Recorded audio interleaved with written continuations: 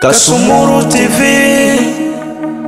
habari moto moto, uhakika.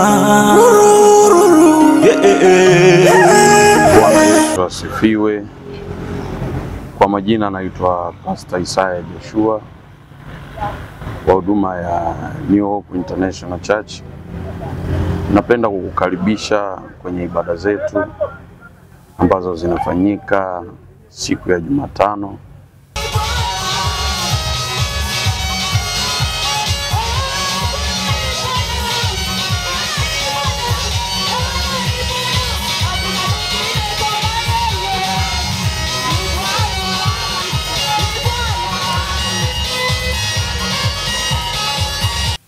Siku ya Ijumaa saa 10 kamili mpaka saa 12 kamili jioni, na Jumapili kuanzia saa 3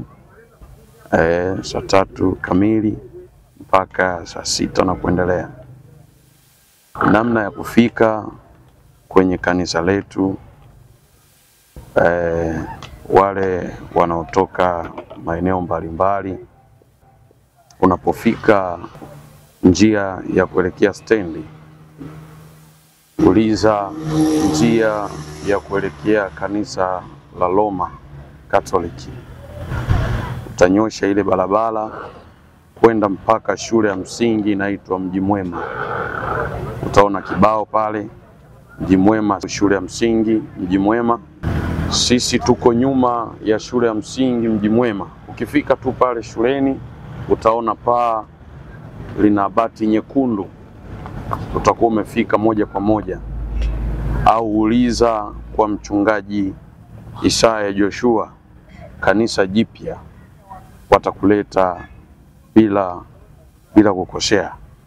Kwa wale wanaotoka stendi ya zamani au Malawi, wanaotoka maeneo ya jirani, lakini pia kwa wanaotoka ile barabara ya kutoka Kiela au Mbeya, Tukuyu, maeneo yote, ukifika stendi, uliza shule ya msingi Mji Mwema, au mkono wa kushoto, unakatisha mkono wa kushoto, kutoka ile barabara kuu inayoingia stendi, mkono wa kushoto moja kwa moja itakupeleka mpaka mahali ilipo hiyo shule ya msingi Mji Mwema.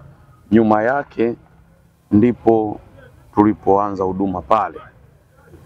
Karibu sana, waleteni wagonjwa wenye shida mbalimbali. Yesu mtenda miujiza na mtenda maajabu atawafungua.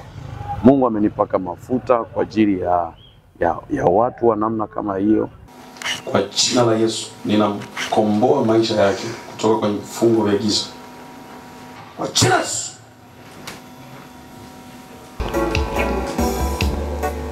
Sema asante Yesu. Asante Yesu. Asante Yesu. Inawezekana umezunguka maeneo mengi tofauti kutafuta msaada wa kiroho. Fika pale bila kukosa. Mungu atakufungua na kuponya. Lakini kwa mawasiliano zaidi, ili uweze kufika kwa ukaribu, utanikuta kwa namba 067 54 54 55 3. 067 54 54 55 3. Namba ya Voda 0742 47 91 47.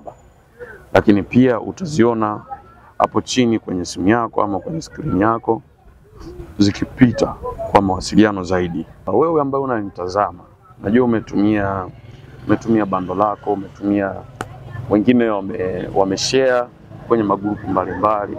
Nataka nikwambie kwamba haujafanya bure. Mungu wa mbinguni atavirejesha. Na ndo kanuni ya Mungu, unapofanya ama unapotoa, Mungu anazidisha mara 2. Mungu wa mbinguni akubariki sana. Mungu mwenye kujibu.